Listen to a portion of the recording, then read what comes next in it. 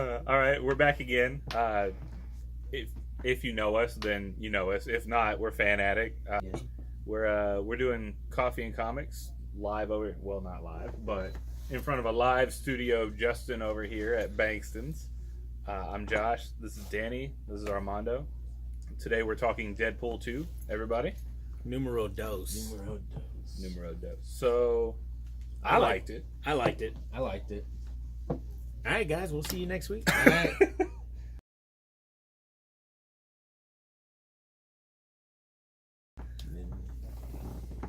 But anyway, so there's not a whole lot you can review to the movie that you haven't seen in the trailer without spoiling a lot of points in the movie. Mm-hmm. So it's one of those catch-22s. Like some of the best stuff in the movie, it's not necessarily a huge spoiler, but you wouldn't enjoy it half as much if you went in knowing certain things. So Yeah. I say we'll give this a couple of minutes here and there to talk about the overall movie, and then after that it's got to go to spoilers. Otherwise our entire review can just get summed up to I liked it. Yeah. Yeah, It was good. It's what you would expect from a Deadpool movie. Mm-hmm. Yeah. Just like if you were to read a comic book, it's going to be the same thing. It's Deadpool, so it's going to be all the same elements of Deadpool. Right. There were jokes. Mm-hmm. There were fourth wall breaking elements. There was action. There was action. Yeah. There were characters. There was some dialogue. There was some secret characters. Yeah. Like, Yeah, there was some cool stuff that did pop up. yeah. I think that wasn't expected. one of my favorite things is they keep the story close and centralized like the first one. Like it's still not about like the immediate saving of the earth. It's not like some reality breaking alien invasion thing going on. Yeah. They keep it small and still centralized, but they do it in a way that it's almost like they have to put extra conflict in Act 1 and 2, because Act 3 there's not really any main conflict. Like that's why they bring that certain character later to add something to Act 3, because otherwise there really isn't anything, and there's not an overall villain to the movie either, which is pretty unique. Multiple Obstacles. bad I think, right? obstacles. Yeah. Yeah. Yeah. One of the things that kind of sticks in my craw. God, how old do I sound? Crawl. Sticks in my craw. Your craw. God, get off my lawn. No, one of the things that kind of bothered me about the movie is the driving force for Deadpool to be this kind of hero, and then almost immediately does a 180. It's like, go away. We're not friends. Yeah. It's like that seems a little out of character, especially because his character is that super, like, once he gets his mindset on something, Yeah. He does it. Yeah. Like, He's a super go-getter. and it almost felt like that point in every romantic comedy where there's that inevitable misunderstanding that they're broken up for a montage before one of them runs to the airport to apologize or some shit, or stops a wedding, whatever. It almost felt like that. Like it wasn't yeah. So it was like that mid-story, like internal breakup type thing, I guess, but it wasn't a horrible way to handle the story. No, it wasn't bad. It was just a little jarring to me. Like, that shouldn't have happened. But I guess in order to get to the next set, it had to. Yeah. And I feel like We can't move on from here until you do the thing. Then we got to go over there. All right. I feel like it was almost two stories that they wanted to tell, and so that middle Act 2 wrap up was, well, what has to happen for us to get to the second part that we want to do. Yeah. And again, it's not a bad way to do it, because you get more Deadpool for your buck, if anything. True.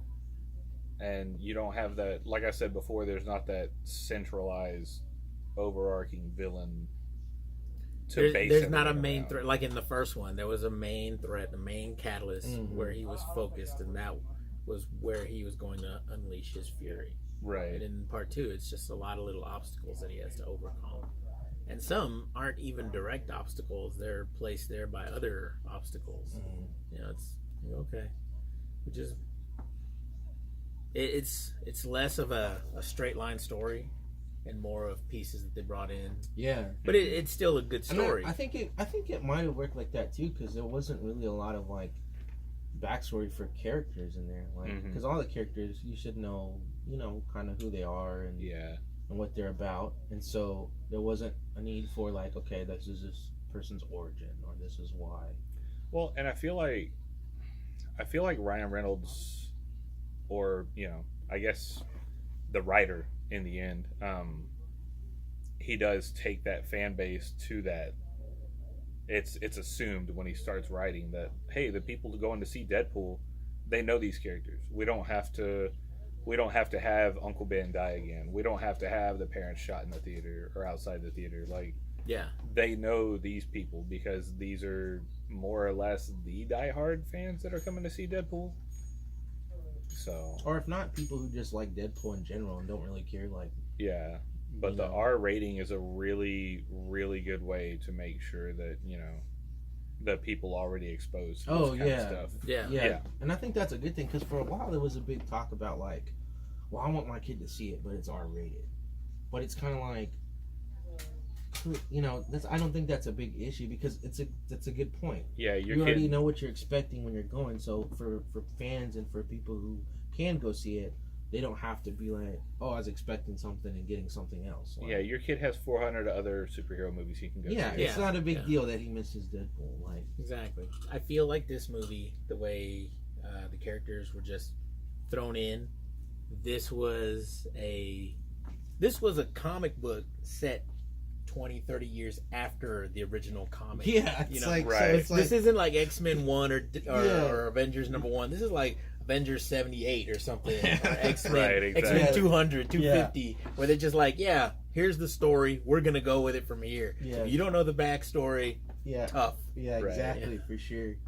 Another, I guess this is like the last non-spoilery point I can really bring up, but they made, like, Act 1 is a surprisingly good, just straight X-Men, or like that middle between Act 1 and 2. Like, that's the best the X-Men have behaved and come onto screen under Fox's management and altogether. That's what's crazy is because, like, I was talking to a friend about it because he's a big fan of a character that's in there, and I was like, did you see it? How you're geeking out right now and stuff. He's like, yeah. And he's like, it's probably like the best X-Men movie. And I was like, I had to stop and think, because like, that's so true. Yeah, like, it's from like them, the best interaction between different characters. Yeah, that makes sense, and it's like, oh, okay. And a movie that's about a character that's just crazy and and silly and stuff like that. So from this point on, we're not going to do like a whole separate spoiler episode for this one. So from this point on, if you haven't seen it, like, click that little close button, smash a little like first to tell us you love us. But we've got spoilers, we're gonna so come into spoilers. We'll give you 5, 4. So anyway, spoilers.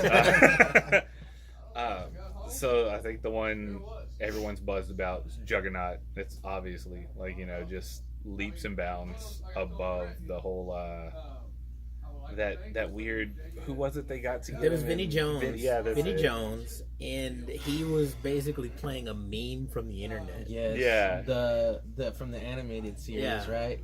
He was walking around like, and it was somebody who dubbed. Dubbed the X-Men show. They took an episode of the X-Men introducing the Juggernaut, and they dubbed it, and the guy was just running around saying, "I'm the Juggernaut, bitch." So that was like the meme, like, that was the funny thing for like a year, man. Yeah. And the writers who introduced the Vinnie Jones Juggernaut into, was it X3? Yeah. Oh god. They thought, we'll appease everyone. I remember going to the theater watching that, and as soon as he said that, everybody was like, "Oh yeah!" And I was just sitting there like, I want to lock the doors and light this thing on fire. I was like, we're all going down together, man. I want to Inglorious Bastards this shit right now. And it's like, it's the Rush Hour person, Brett Ratner. Yeah. And so it's like, no.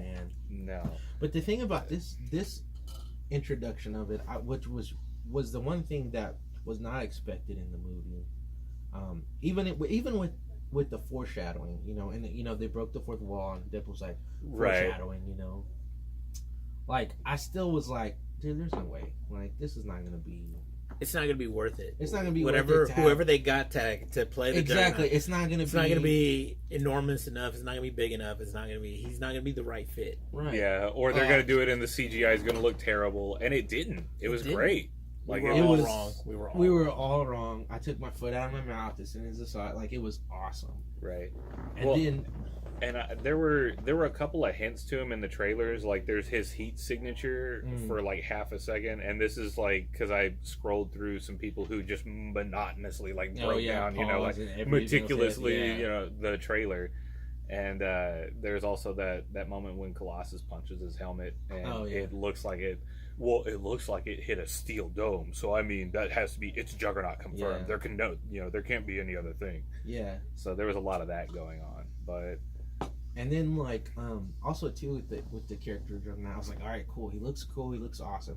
And then he spoke, and it's like straight out of a comic. Yeah. It sounds like it's the same dude that they got from the '90s cartoon to just come back and do it. Like, can we get Hugh Jackman just voiced over by the cartoon voice actor while we're at it? Like, the entire for he all busted of it? out of the train, comes out the '80s pilot. Yeah. where Wolverine was Canadian or Australian. Yeah, He was Australian. Yeah. Oh my god, that was I was in love with that. I had the VHS tape.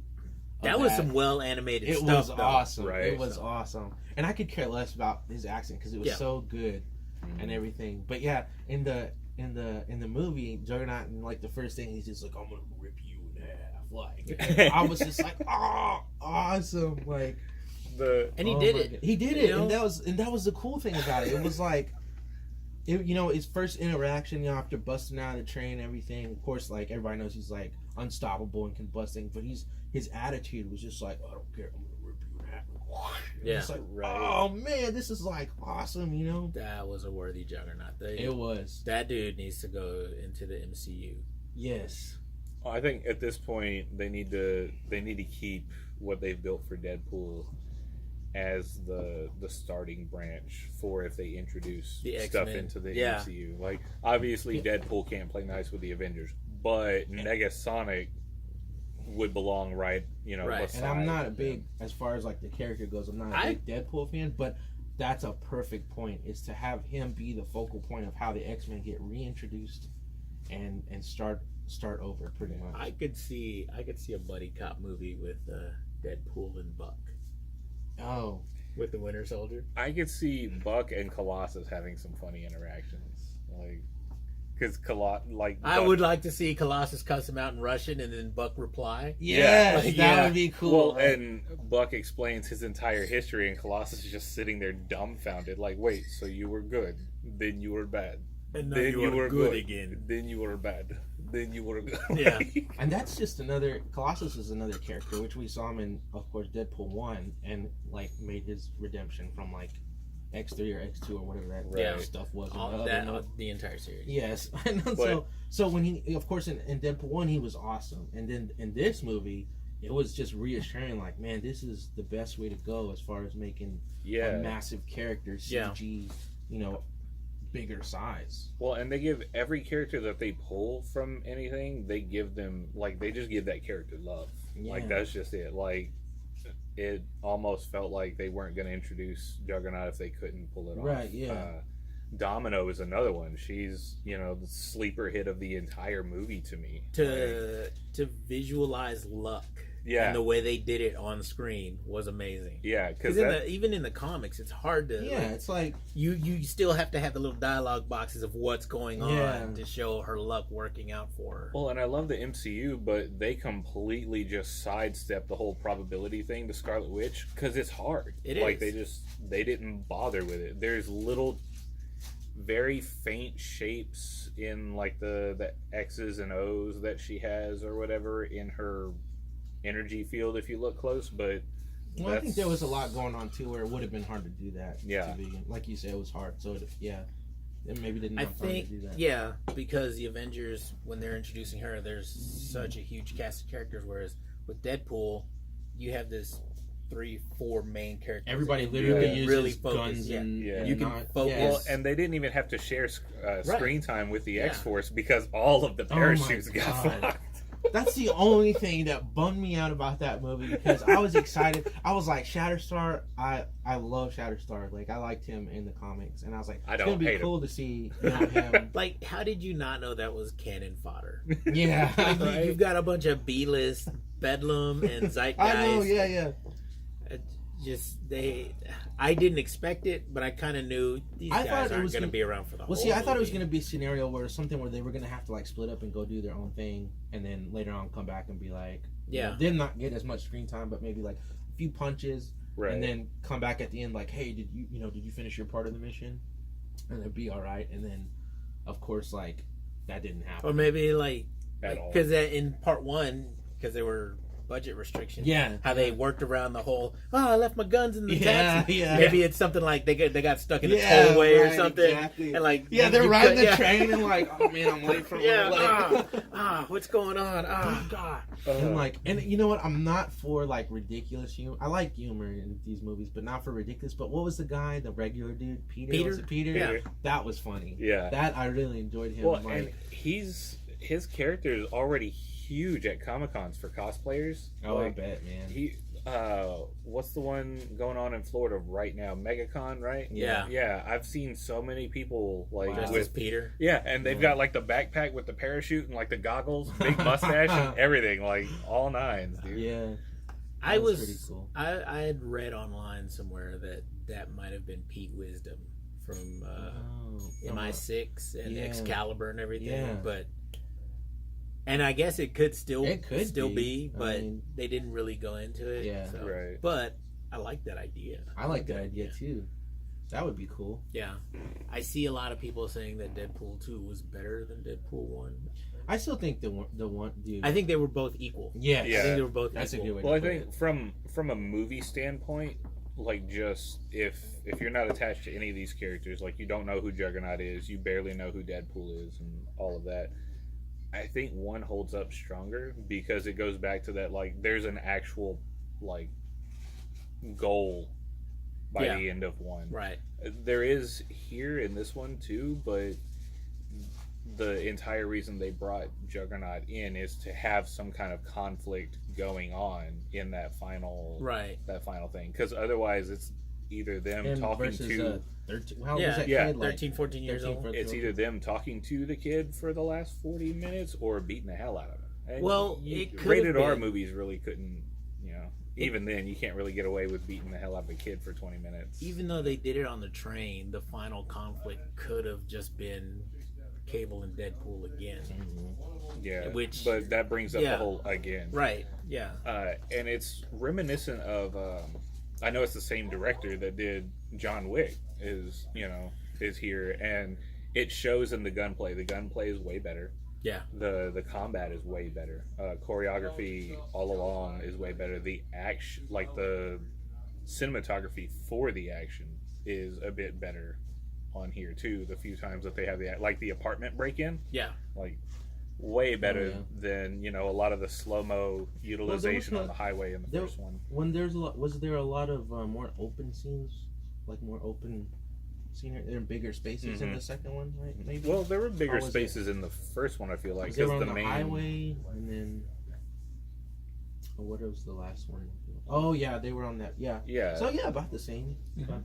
But he nails that tight space better. Like I feel like that was cool. In the first one, they just kind of montage through a lot of that middle conflict that he gets with those people with the funny thing. Because A, budget, and B, I don't think that director would be as good at it. But this one, they really hammered it home.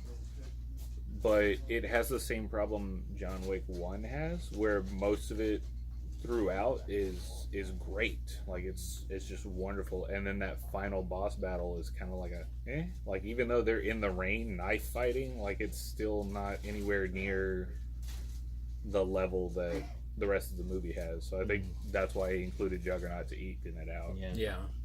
So what did we all think of Cable? Did you guys think this was like his? I liked him. I was never a big Cable fan because he's kind of a one-trick pony. in the comics. He kind of always has been, and the few times they tried to make him not be, it just doesn't work that well. So for the movie, I mean, they did it great. I don't think they could have done a better job. They definitely could have done worse. Yeah. Well, a lot of Liefeld's characters are one-trick ponies. Right. Yeah, that's the. But under different writers, like Deadpool was fleshed out by Joe Kelly and Ed McGuinness. Yeah. Right. Cable has had numerous writers. Yeah. They've done their best. But I think it was it's a good portrayal. Yeah. It's a good portrayal on screen. I don't know that you could have done better. You definitely could have done worse, like you said.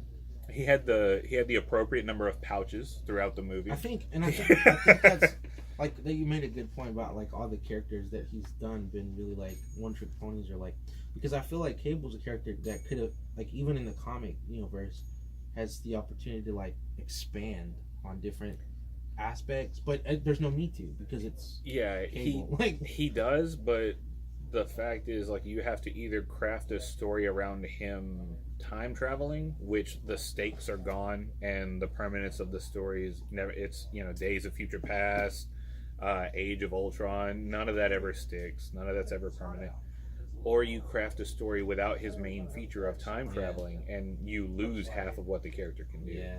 So, speaking of Liefeld, did y'all hear the stab at it when they're on the train? Yeah. And it's like, you look come like... on, I expect more from someone who can't draw feet, or whatever he said. Yeah. Which I had messaged you guys earlier. I didn't realize we were watching one at home the other day, and like Liefeld's in the bar scene when they first walk in, and I didn't even notice that. He's like, "Hey, Liefeld." Yeah. There was another point I was gonna get to, and it's spacing me right now. Oh, all the jokes. I've seen a lot of people saying, well, they need to lay off of the fourth wall stuff, or, well, they need to lay off of joking so much. And well, I mean, that's become Deadpool now. I mean, you can't. Yeah, like, even if you don't like it, that's just the character now. Like, yeah, because I mean, he's insane, so it's like. Yeah, and like the parts in the movie that made me laugh, I laughed way harder than the parts in Deadpool 1. But there were a lot of parts that didn't make me laugh. Like, they were still funny, but it was in a passive way. Yeah. So I feel like that's just one of those, if you bring double the ammo, you're going to hit half the time because you're more confident. You know what I mean? So it's like you told twice the jokes, so you're only half of them are going to land. But I'm fine with it being a passive, nice, break from... And I mean, doing that where you're doing multiple jokes, I mean, different people react to different kinds of chemistry, and so they might have thought it was funny. Yeah. Well, and that's the point of it being a movie like that, where there's just so much of the funny material. The part that made me laugh the most, and I was screaming and in tears at the theater, was like when he hits that table in the prison, and he just gets like his body just gets bent the fuck out. Like his hips are still on the table and his back is on the floor. And like, dude, I was screaming, and there were some people in the theater that were looking at me like, "You're sick. How is that this funny to you?" And you know what? Surprisingly, like I was like, when they went to the prison scene, I was like, "Oh man, this is like a scene we're gonna have to like drag out and be." He's not going to be Deadpool for a long time. But it was actually a really good... I mean, they had a lot of Easter eggs, like Black Tom Cassidy was in there. Who was not done properly. Yes, that was... The only thing that was there was the fact that he was mentioned. And then it got me thinking, well, maybe it is Juggernaut. Because, in the comics, they're like best they're paired. Yeah, they're paired, right? Well, that's the entire like, but that was it. He had like, what do you have, like cornrows and like... But... He looked like he played bass for Korn when they can't find Monkey. Yeah. And that was the part of the movie that bothered me. The quick turn by Deadpool when he lost his powers. Just because he lost his power, I mean, if he was still trying to die, then protecting that kid was surely going to get him killed. Yeah, there you go, and you could still go out the hero that you were attempting to be. Exactly. It's like one of those things where it's like, just do it, man. If you want that, Yeah, and I think that goes back to the earlier thing that we had of like, well, this has to happen to get to the next thing. Yeah. So a lot of people are pissed that they killed Vanessa. Like, a lot of people. She's coming back. Because they went back in time. Yeah. Right. At the end, he went back in time and said, which negates the entire movie. Yeah, That's well, exactly- that brings entire up movie. that brings up my point with like telling a Cable solo story. Yeah. like there's no Should point to negate it. the entire movie. So now When- that kid, When we watching it happen, like Kate, she was like, "Oh, like," and I was just like, "Good, like, Good. good. This is something that will keep Deadpool being Deadpool." Yeah. I mean, they were talking about having kids and doing all this family stuff, Yeah, and it's like, dude, like, you're not.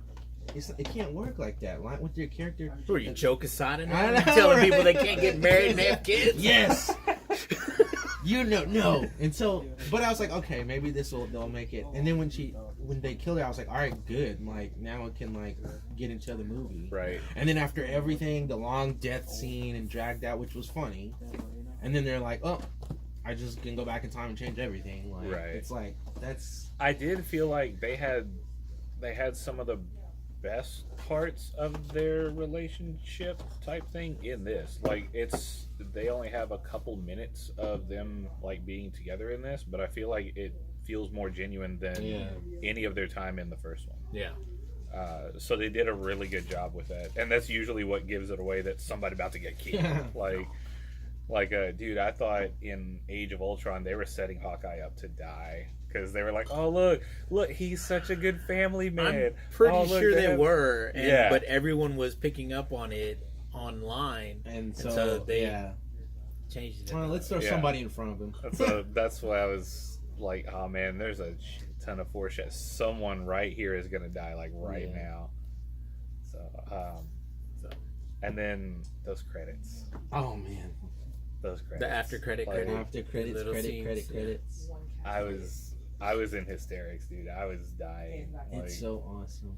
And then I like the DCEU has been like salty since like Infinity War has come out, like right. about everything. But now, Ryan Reynolds, there's like a joke that he did, like he, makes fun of the Green Lantern movie all the time and everything. So in like one of the scenes, it was like, he went back in time and he had the script and was like Green Lantern. He's like, oh, this is gonna be the best movie, and then Deadpool puts a bullet into him. Well, apparently afterwards, like after that, like the Warner DCU, Brothers they were Studios, like, yeah. hey, give us back the ring and like and stuff. That's crazy. I thought that was pretty crazy. Well, and they can be salty because right now they're making that bland potato salad that everyone brings to the cookout. So maybe if you put enough salt in that potato salad, it'll taste good. It's not. It's not. It's not even just bland potato. It's potato salad. It's got raisins in it. Come on, what are you doing? It's like the What it's are you like the doing? it's like the that kind one- you get at the store that's like expires in like a day, and so it's like half off. Yeah. And it's like, oh, I want to look like we made it. Let's dump it in a bowl and put raisins and all this other stuff. Get in it. out. Get Like those people that they just GTFO. boil the potatoes and then dump them in like some whole man. milk with Yeah. like, you know what I mean? And that's their potato Or you salad. come to a potluck and he's like, I brought some chips, guys. Like everybody's got homemade stuff and So when they throw back to Origins, I know Wolverine's footage in there Oh, yeah. was just stock From the footage movie, from yeah. the movie. But I love that in a roundabout way, he still got to have Wolverine in the Deadpool movie for a little Yeah. bit. Because I know that's one of those things, Reynolds has just been dying for it. yeah, But that part alone was one of those, that was like, good. that, it He was so shoots good. him and he's like, hey, I'm just here to clean stuff up. Like Yeah. Yeah. that was good. Like that part alone was worth the price of admission to see that movie. Yeah. On top of all the other good parts. And another thing I was gonna point out, I really like the time travel timeline visual effects that they used for Cable. Oh yeah. Like that was such a like high tech but still busted looking interface. Yeah. Like it looked like it's just barely working. Like he's barely got this thing going on to what it's supposed to be. And I thought everything with Cable was good. And normally I'm like a guy that kind of nitpicks it, like, oh, it's not like it looks. But if you think about it, like, because a lot of people were complaining when they saw the first images of Cable because he didn't have like big shoulder pads and a big cool. Yeah, he wasn't gun. 8 feet tall. And with, like his arm looked like it was, and it was like, yeah, with arms the size of bowling balls. yeah, man, it's like, yeah. dude, you can't have a character like that in a movie like this. And so when I saw it on screen, it fit really well. I thought it was good. Yeah. I thought it was good. And I was gonna say something before you said that, and it was along the lines of the effects. It didn't take you out of the movie. No. Like other movies, whenever they get like the hologram video call or like some new future tech they have to interface with, they almost stop the movie to show you their visual effects in all of the glory. Star This Wars was- is notorious Yeah, for it. this was just matter of fact kind of. It just happens to be there. Right. You know? Yeah. But I think this was the best treatment of any X-Men property. Like, the way that they come to the school and try and diffuse the situation. Like, that's what the X-Men is about. It's not about all of, like, the rogue drama that they put in, all of, like, the really bad cameos in Apocalypse with all of the bad action. Like, it's about going into these people in crisis and, you know, saying, hey, you're not the only one. Please don't kill people. Like, we don't kill people if we're like you. Like, and that was a good part too, where he's like, can we get somebody else in the film? Where's the budget? And they're all in the room and they kind of close it up. That was a tremendous cameo. It's was like awesome. Everyone from the set of the upcoming Dark Phoenix movie was on the set that day. That was so cool, man. Because their director was like, all right, we got to go over here to the Deadpool set and do a little quick cameo. And I'm like, cool. So, right. That's awesome. It worked out great. But I think that's another point we were talking about, how I like the fourth wall stuff. You know, you did mention earlier about someone who's complaining. But, you know, if you notice, like, when Deadpool speaks in the fourth wall, he mentions, like, other movies or other actors, nobody acknowledges him. Nobody's like, you know, what do you mean? Or it's like, just to us. It's just like, to they him don't and get to the it. audience. Yeah. And that's why I think it makes it better. Yeah. And it makes it okay to like, and it's not bad. Because, like, when he's talking to Cable, when he's like, okay, Thanos, like, you know, and like Cable, he doesn't like, he's just like, he goes along with the thing. It's like everybody else gets it, but none of the other characters, and I think that's what makes it pretty cool. Yeah. Right. I think ultimately this was the palate cleanser we needed. Yes. After Infinity War. Yeah. I'm glad it's came. Like, what's the stuff they bring? Is it sorbet? Like, after they bring after you to cleanse your palate? Yeah. That's exactly. Well, and it definitely felt more like it's dessert. Like, you had the superhero season opened with, like, Black Panther, which was, you know, really like an appetizer. It really got you into things, and then if you were really into what they were serving for that appetizer, it was amazing for you. Like, it was. And then Infinity War was, you know, all 9 courses of whoop ass, and this is a nice, like, dessert. Like, it's a nice clean, not clean, but low stakes. Like, again, nothing in there was permanent. Like, the stakes are gone, which time travel's always like that. So, all in all, it's a good movie. It's a good movie. You should check it out. Go check it out. We'll give that short little. Yeah, it was great. I liked it. Like Go see it. Get you some popcorn. If not, maybe a pickle. Maybe a pickle. You know, sit down and check it out. Watch it. Let the theater play it for you. Get 18 hot dogs like the lady beside me had.